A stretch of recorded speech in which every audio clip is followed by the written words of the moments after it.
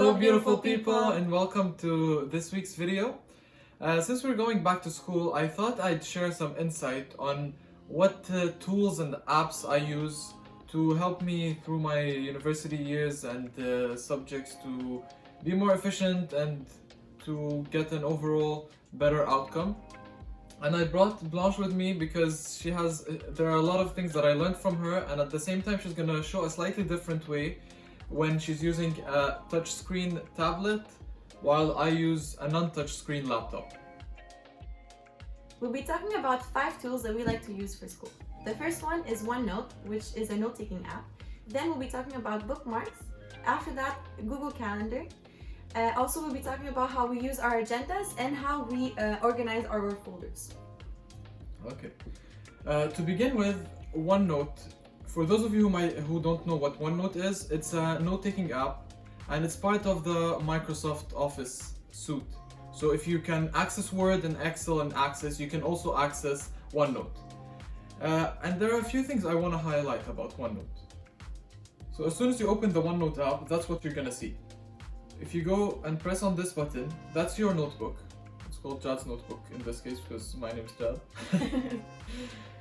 I divided my sections in terms of semester, university semester. So the first semester was last one, winter 2020, and inside it I have each course. This is the MGCR 331, for example, and my lectures depending on the date. And I did that for this semester as well with other courses. The interesting part about OneNote is that you can import your PowerPoint slides that the teacher might share with you, or whatever PowerPoint, whatever PDF file you want to import. And it's gonna be printed as separate slides and you can write notes beside them. If you want to do that, you have to go to Insert. Let's say I want to create a new section and I'm gonna call it Video. And I want to import something to this video section. I'll go to Insert, I'll go to File, and I'll go to Lecture 3B with audio. That's the file I want to insert, and then I'm gonna insert it as a printout. I'm gonna wait a few seconds, and then there you go.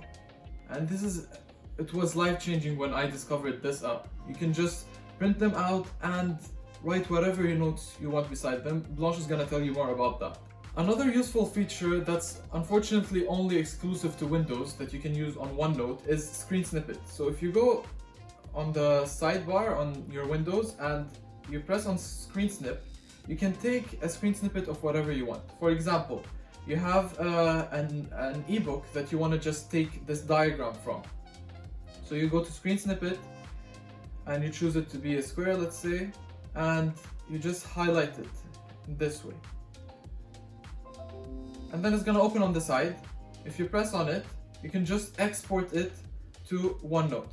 OneNote for Windows, and you choose which which section you want to export it to, and you just send.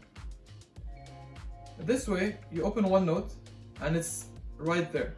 It's very, very easy to do, and whatever you're doing, if you have a diagram of the muscular system that you want to share, or and keep as notes and put highlights on, or if you have the ebook as I just showed. And it's a very helpful and quick tool of keeping up if the teacher is lecturing, or putting your notes in one place. The great thing about OneNote is that it's very versatile, which means that you can adapt it to your own preferences. I personally don't divide my sections as Jad does. I have a notebook for each of my courses, which is what I would have in real life. It makes a bit more sense. And I have my personal notebook as well, which is Blanche because my name is Blanche. And if we go in one of my pages, which is a chapter for one of my courses, you can see that I have imported a PDF document like Jad showed you to do. And what I want to show you is that when you take notes, you can take them anywhere, which is really the amazing thing about OneNote. If you type, you can just click on any part of the screen. First you go on text mode, then you click and you just start writing anything that you want, and then you can move it as well. It's the same thing if you, oh no, it's not working. Wait a second. Okay, there we go.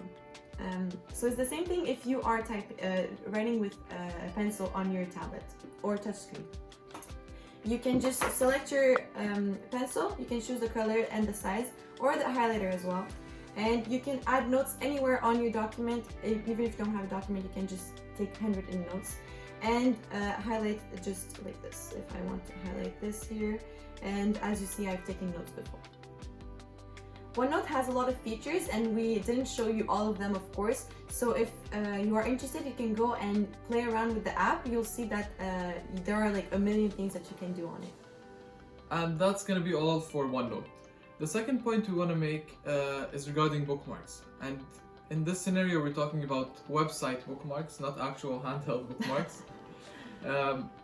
And these are very useful when you're attending university or high school and you have a lot of websites that you have to go to because of the different ebooks that you have or the different assignments that you have to hand in on different websites.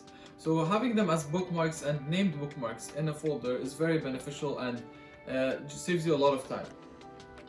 If you see my screen here, what I do is in my bookmarks section I have a McGill folder, and then in the McGill I divide my bookmarks into the semester. And in the fall 2020 semester I have the MGCR 271. That's one ebook I bought online, I had to buy, and I log in and I can find everything that I need and the ebook is right here. What's different if you have a tablet is that you can look on the App Store if there's an application available for whatever website that you are using, whether it is an ebook or maybe your university's website. For example, in my school folder on my iPad, I have most of the different websites that I need for school. If it's not available, what you can also do is go in a browsing app and find a website that you need. For example, this is an article that I would need for school, and you can create, here you have add to home screen, and if you do, you can put whatever name that you want. If I put the article for econ, let's say, and then I add it to my home screen, and I have an easy access whenever I want to it, and it makes just life easier. Moving on to point number 3. Assuming that you have a life outside of school or university, that's a good assumption. it's very hard to do sometimes. You will need to have them both synced, your school life and your outside life. And for that, you must use a calendar. And my calendar of preference and Blanche's calendar of preference is Google Calendar. If you look at my screen right here, what I do is that I put in my courses. I have MGCR 293 Monday from 8:35 to 9:55 and the other courses as well as my work. If I have an important appointment, a doctor appointment or a meeting or going out with someone, or I have an event on a day, I can just put it in, and this way they won't clash. This way I know what times I'm free. Even if I want to go to the gym, I know this time is free, and this way it's just going to organize your life more. I have a video about organization in general and the different tips and tricks to be organized. If you want to go check it out, you can click the link up there and you'll see it. And for those of you watching from Instagram, I'll put the link in my bio. As for point number 4, it's very important that you have one place where you can put all of your schoolwork and assignments. And as Jad said, Google Calendar is very practical to have your school life and outside of school life in sync. But for school, I really do not recommend that you use Google Calendar to organize yourself. Rather, if you are more old school, you can have a good old agenda, like Jad does.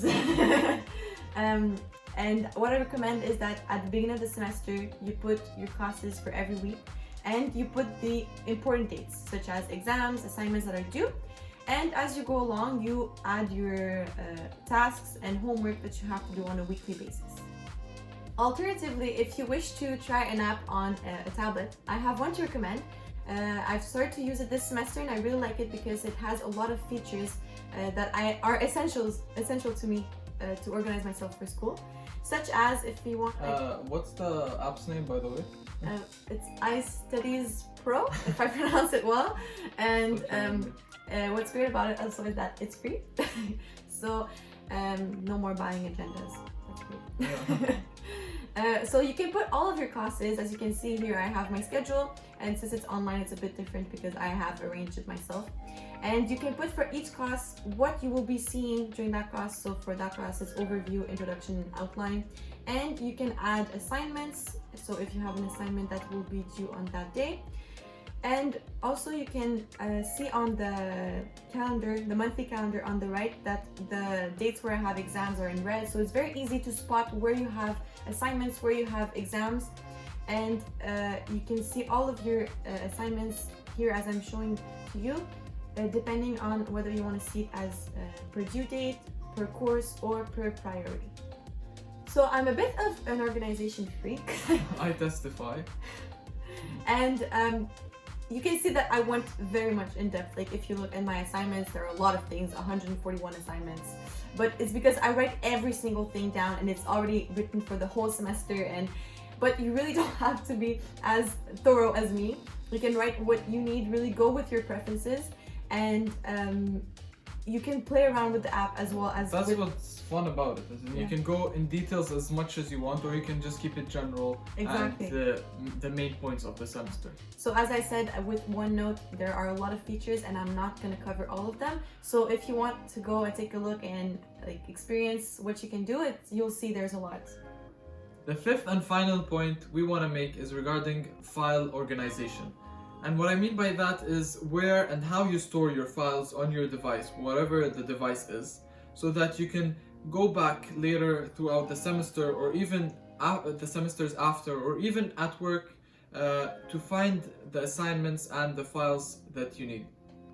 What I use is OneDrive, because it can save it on the desktop and it does it automatically on the cloud server, and this way wherever I want to access it, I can access it, and if anything happens to my computer, I still have the files. And what I do is I have a folder inside my OneDrive called JAD. That's very original of you. JAD, wow. I'm impressed. all my files are named JAD, and inside JAD I have the McGill file, assuming that I have other files because I have a life outside university. Inside the McGill file there's the semesters again, and inside the semester there's my courses. So for example, I have the MGC R271 in the fall semester, and inside it I have the assignments I have done, or even specific files that I have to store. And that's gonna be all for this week's video. We hope you enjoyed and benefit from the tips and advice we shared. And let us know if you end up using any of the tools that we mentioned, or if you already use them and enjoy them as much as we do. Thank you for watching, and I'll see you next week. Ciao!